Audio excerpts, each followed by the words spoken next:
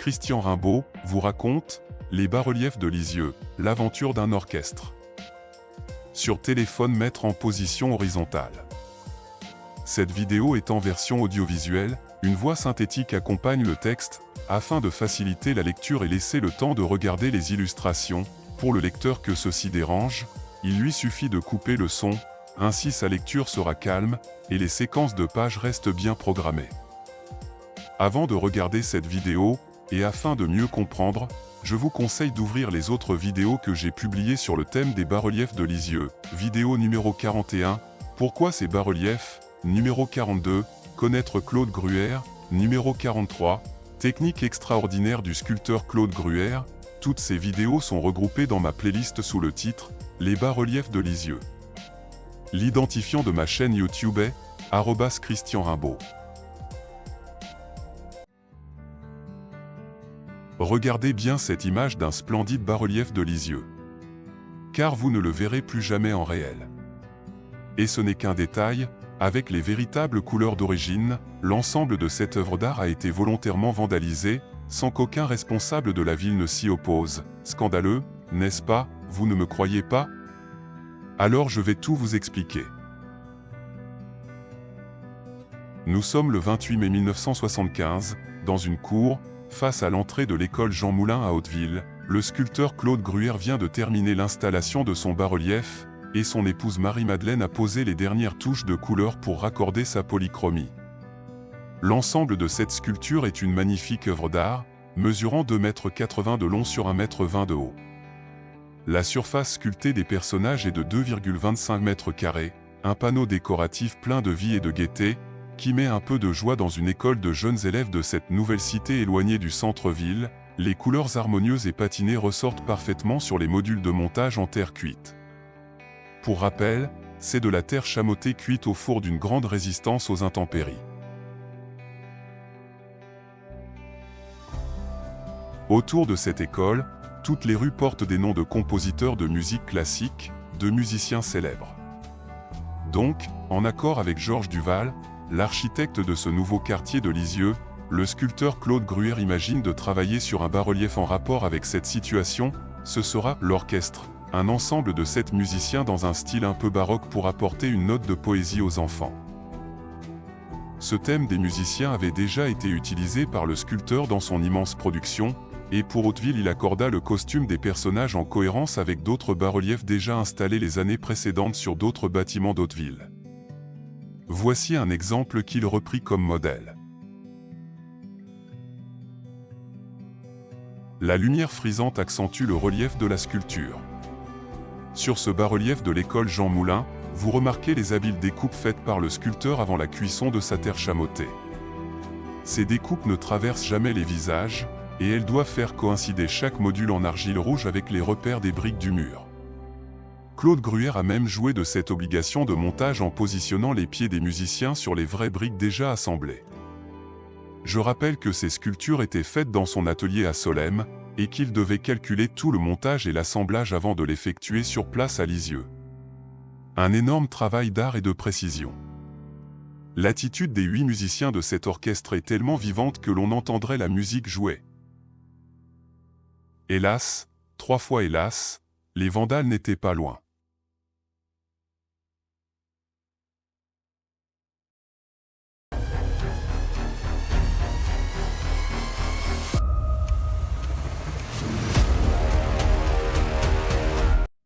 Et c'est l'horreur, l'inconcevable, l'incroyable, les vandales sont arrivés.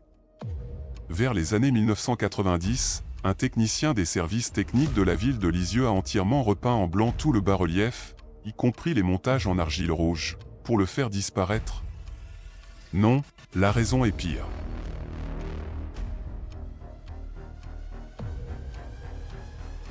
Il faut revenir sur l'époque exacte concernant ce bas-relief aujourd'hui saccagé.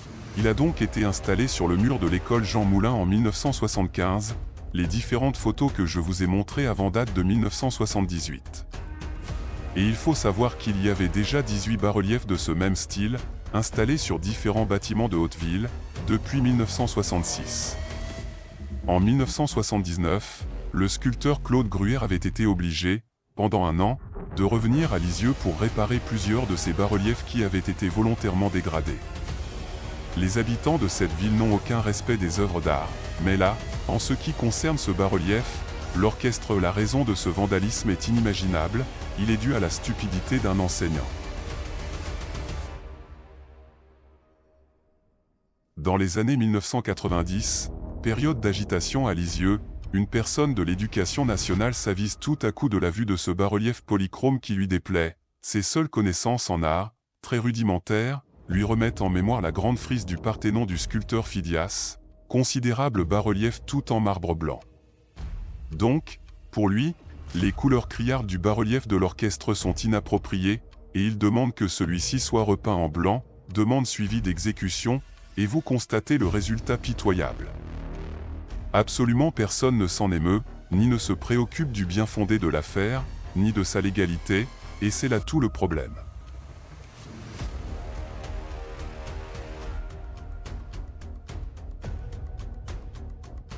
En dehors de l'idiotie de ce repeint qui est un véritable vandalisme, il y a une notion de non-respect d'une œuvre d'art, mais aussi et surtout d'une pure illégalité. Je vais vous faire lire un texte de loi. Le droit moral comporte notamment un droit à la paternité et un droit au respect de l'œuvre qui, le cas échéant, permet à l'auteur de s'opposer à une modification de son œuvre. Les conséquences sont importantes. Ainsi, pour changer l'emplacement de l'œuvre ou pour en modifier l'apparence, il faut obtenir au préalable l'accord de l'artiste ou de ses ayants droit. On ne peut pas être plus explicite. Aussi, la question se pose, est-il possible que des responsables de Lisieux ignorent la loi à ce point? D'autant que le sculpteur Claude Gruère et son épouse étaient toujours en activité artistique à cette époque. Mais, ces notables ignoraient sans doute aussi quel était l'auteur de ces œuvres, indifférence totale.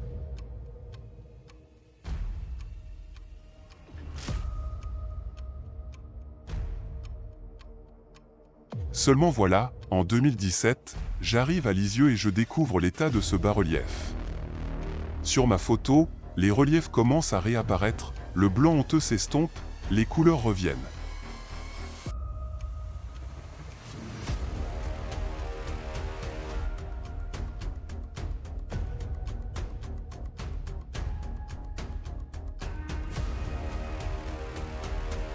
Et comme pour tous les autres bas-reliefs de Lisieux, laissés à l'abandon, je lance une recherche dans les archives. Rien, absolument rien, tout a disparu. Ce bas-relief semble n'avoir jamais existé. Plus grave, la DRAC, Direction régionale des affaires culturelles, n'a jamais eu connaissance des bas-reliefs de Lisieux, donc ne peut en être responsable, et ne peut pas veiller à l'application des lois et réglementations dans ce domaine culturel précisément. Conclusion, n'importe qui peut faire n'importe quoi. Une autre notion m'est exposée, ce bas-relief, l'orchestre, ne serait pas à considérer comme une œuvre artistique, mais une banale décoration urbaine sans plus, inouïe. Et d'autre part, les polychromies n'ayant jamais existé, il est normal que ce bas-relief soit blanc. Du nihilisme à l'état pur. Alors j'ai mené mon enquête, et j'ai retrouvé dans des archives photographiques d'un professionnel de Lisieux, une série de diapositives en couleur de cette œuvre. Je les ai scannées. Ce fonds d'atelier d'un photographe était conservé par la Société historique de Lisieux, qui m'en a accordé l'usage. Je vais donc maintenant vous les partager.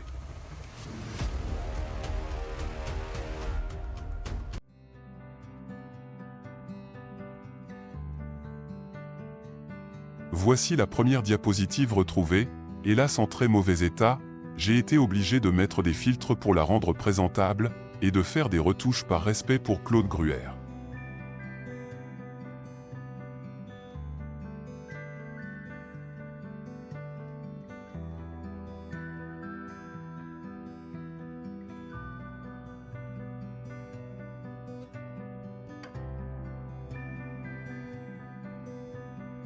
Quand on voit la joliesse qui se dégage de cet orchestre de 7 musiciens, de cette joie de vivre leur art musical, il est difficile de comprendre quel esprit tordu et malveillant leur ait voulu tant de mal.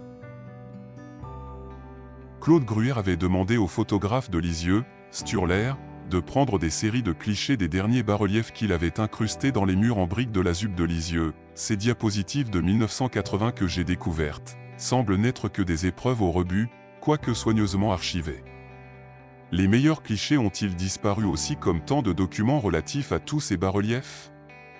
L'étude que j'ai menée pendant 2 ans me laisse songeur sur cette constatation. Des dossiers cachés surgiront-ils de la poussière un jour?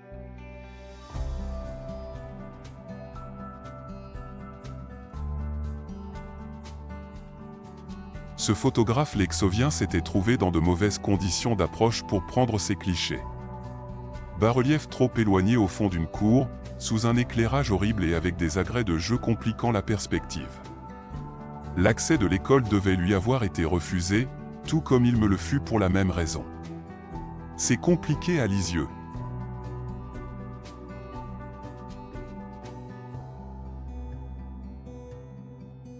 Cette série de diapositives a été réalisée vraisemblablement dans les années 1980. Malgré l'exposition sur un mur non protégé et donc soumis aux intempéries, les polychromies sont restées en parfait état. Ce brave instituteur qui considérait que tout bas-relief devait être blanc, comme la frise du Parthénon, ignorait donc que celle-ci, sculptée dans du marbre blanc, se situait à grande hauteur et les détails étaient peu visibles. Heureusement, à l'origine la totalité était peinte de couleurs vives comme d'ailleurs la plupart des sculptures de l'Antiquité.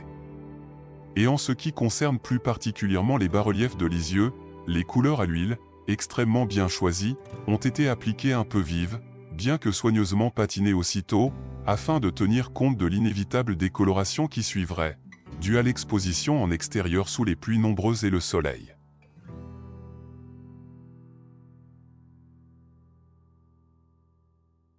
Alors regardez bien, vous verrez que certaines découpes de l'argile crue contournent les visages et les bras des musiciens sans les détériorer et sont juste jointées, presque invisibles au montage bord à bord.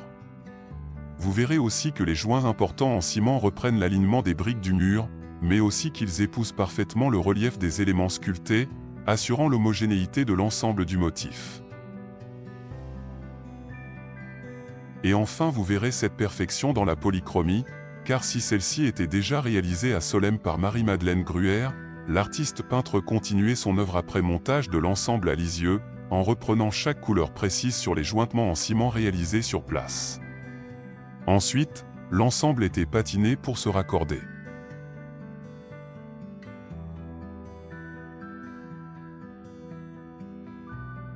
Ces diapositives faites à la demande du sculpteur en 1979 sont extrêmement surexposées, et elles ont un peu vieilli. Et les couleurs se détériorent. J'ai fait beaucoup de mises à niveau pour les insérer correctement à cette vidéo.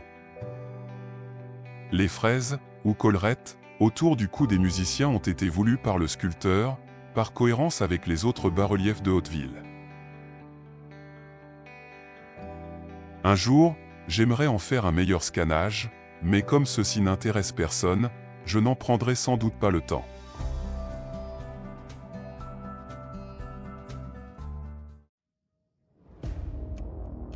Et quand on voit l'état actuel, les interventions dégradantes et les destructions qui vont venir bouleverser cette zone, il n'est pas question de jouer l'optimisme. Voici un autre texte qui en dit long. S'agissant de l'entretien et de la maintenance, le propriétaire qui en est responsable, sur ses crédits de droit commun, doit également être vigilant sur la nature des mesures prises. C'est pourquoi il est fortement recommandé de faire figurer dans un contrat passé dès le stade de la commande, toutes les clauses techniques concernant l'avenir de l'œuvre et réglant les questions d'entretien, de maintenance, de restauration, de déplacement éventuel. Ces prescriptions techniques, élaborées par l'artiste, permettent d'éviter la dégradation de l'œuvre. Il est parfois utile d'envisager la possibilité de reproduire l'œuvre en cas de détérioration grave. Le souci est qu'à Lisieux, il n'existe aucune archive des procès-verbaux de réception de ces œuvres, donc aucune trace de contrat, et le donneur d'ordre mandaté par la ville a cessé toute activité.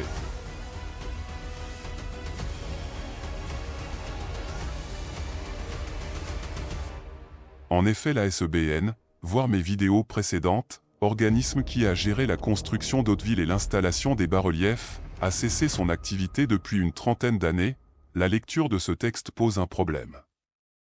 Aucun document connu à ce jour ne donne de précision concernant un contrat de sauvegarde des bas-reliefs de Claude Gruère.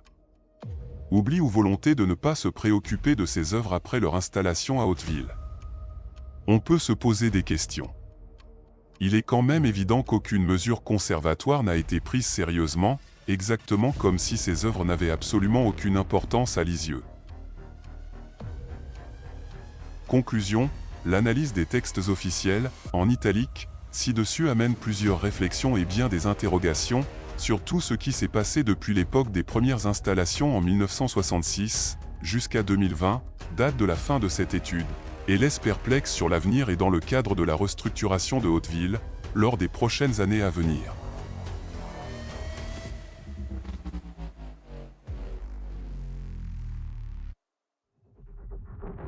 Toutes ces images étaient extraites de mes recherches terminées en 2020. Aujourd'hui, nous sommes en 2023, et toujours dans le même esprit d'irrespect lexovien, absolument aucun projet de restauration n'est prévu. Le propriétaire actuel de cette œuvre s'en fiche complètement. Je dois maintenant émettre une hypothèse tout à fait personnelle concernant le vandalisme de ce bas-relief. La très longue et laborieuse étude que j'ai menée sur cet ensemble magistral des bas-reliefs d'Hauteville à Lisieux, qui peuvent peu à peu disparaître de la notion de patrimoine local, et s'effacer de la mémoire collective, me laisse penser que ce sabotage en blanc ignoble n'a pas été fait par hasard, mais volontairement, pour dissimuler un autre massacre bien plus grave.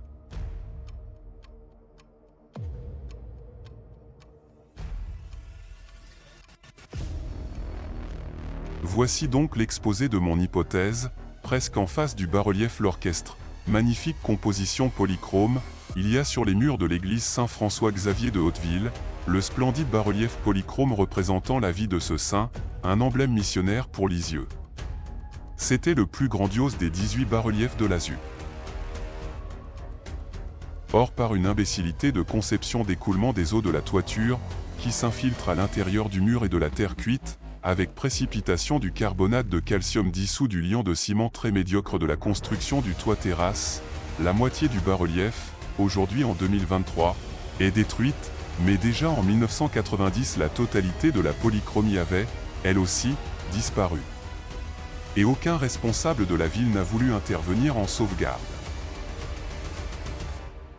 N'était-il pas alors, à cette époque, plus facile et judicieux pour les autorités locales de raccorder en blanc sale ces deux bas-reliefs pour éviter d'avoir à se justifier?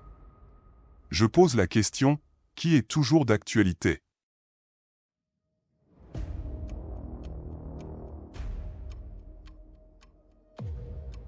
Bas-relief de l'église Saint-François-Xavier, totalement ruiné par la bêtise humaine des habitants de Lisieux et l'indifférence de l'évêché.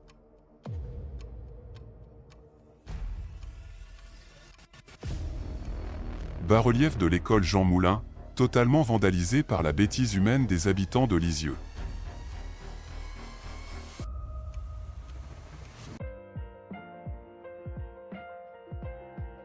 Épilogue. Si je devais mettre un épilogue à cette vidéo, c'est qu'il n'y aurait aucun avenir. Je vais simplement poser des questions-réponses. Les lexoviens connaissent-ils l'existence de ces œuvres d'art? Oui et non. Connaissent-ils les artistes Claude et Marie-Madeleine Gruère? Non. La ville de Lisieux disposerait-elle de moyens financiers suffisants pour restaurer cette œuvre dans les règles de l'art? Oui. Serait-il possible d'obtenir la participation d'organismes concernés? Oui. Le propriétaire de l'œuvre, qui ne lui a rien coûté, pourrait-il s'engager? Oui. Ce propriétaire penserait-il à faire cette restauration?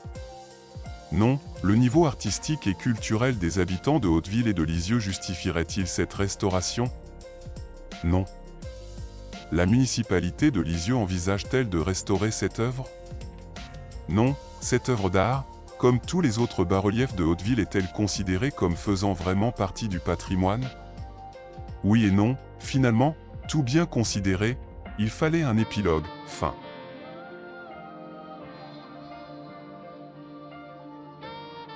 Mon indignation perceptible dans cette vidéo résulte de l'irrespect, d'un art, de l'art, qui est évident au fil de ces images de Lisieux. Ma colère est dirigée envers les destructeurs de cet art, qui sont anonymes et peuvent agir, grâce à une indifférence locale incompréhensible. Le vandalisme lexovien répété des œuvres de Claude et Marie-Madeleine Gruère est une agressivité de l'existence même de ces deux artistes, et cela est insupportable et condamnable. Et mes autres vidéos seront, hélas, aussi graves. Qui peut modifier ou arrêter ce genre d'exaction?